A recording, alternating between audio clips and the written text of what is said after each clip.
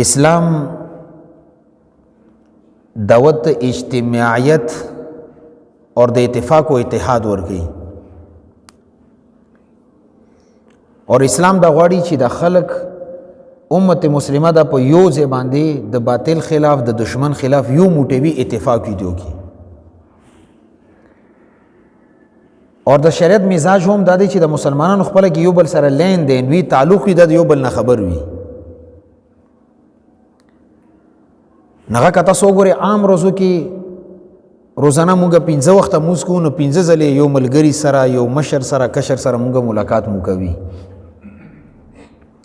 د جمعې ورځې موږ فرض کیدو حکمت دغه دی چې دغه علاقې او د سیمې ون خلک یو ځای راغونډ شي د یو بل حالاتو نه خبر شي او خپل کې د اجتماعیت دعوت کم شریعت یا اسلام موږ تر کړه چې برقرار پاتې شي بیا دینه تاسو لکه غټ اجتماع ته وګورئ بیا زموږ د اختر اجتماع ده ون کال کې موږ یوم الاضحی باندې او یوم الفطر یعنی غټ اختر او کوټي اختر کې موږ جمع کیو بیا دینه زموږ غټ اجتماع ده حج اجتماع ده چې هغه ټولي دنیا مسلمانان یو ځای ته راغونډي نه دغه جمعه د هغه اجتماعیت یو جلک دی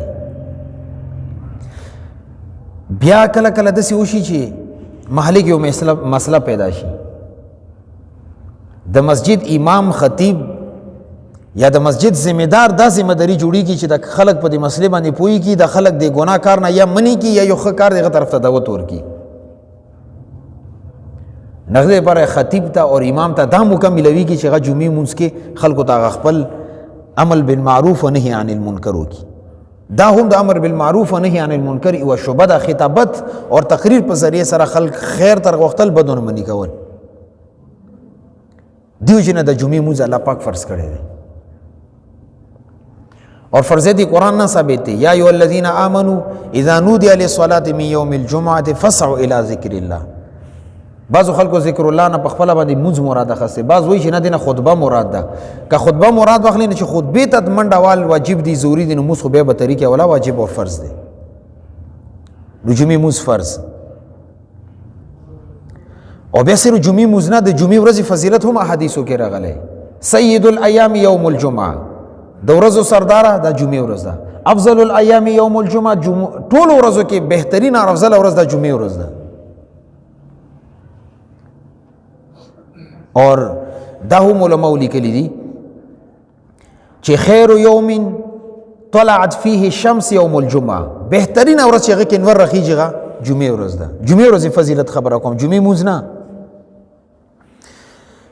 او بیا دې حدیث کې سره مخ کې دا راغلی چې دا هغه ورځ چې آدم علیه السلام الله پاک پیدا کړو دا هغه ورځ چې آدم علیه السلام الله پاک جنت کې داخل کړو دا هغه ورځ چې بیا په دغه ورځ باندې الله رب العزت جنت آدم علیه السلام ایستله هم دی او بل روایت کې راغلی چې جمعې ورځ خامخا یو دعا قبليږي زما ما ورسره یو دعا یاد کا خو ډېرې دعاګانې قبليږي که الله ډېرې قبلي چا څه کار دی ورسره اور ابن عباس رضی الله تعالی عنہ فرمایي چې د جمعې ورځ د غریبانو حج دی ولی غریب سړی خو حج ته نشي تللی اوس حج سم ګران شو نه چې کم غریب سړی دغه جمعې مو سره شي داسې دی لکه دی حج وکړو ثواب د حج ملویږي په جمعې ورځ باندې عذاب قبر اوچتېږي د مړو نه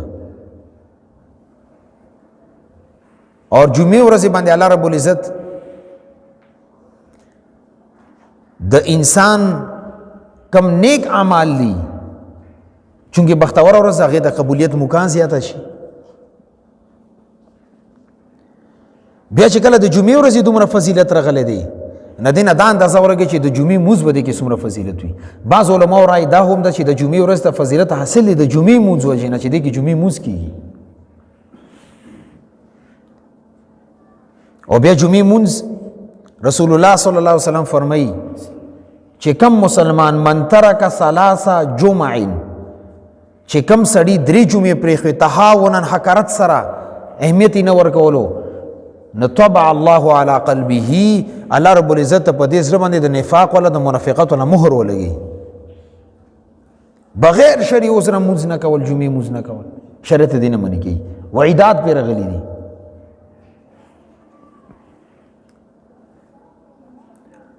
نو دې وجې نه فی نفسه جمعې مونځ فرض دی د قرآن آیات نه هم ثابت دی اور احادیث نه هم ثابت دی چې جمعې مونځ فرض دی اور دین علاوه دی باندې امت اجماع هم کړي اور تعامل د خلکو د رسول الله صلی الله علیه وسلم زمانې نه تر نن پورې چې جمعې مونځ مستقل بغیر د شریعت سره جمعې مونځ نه دی پرېښی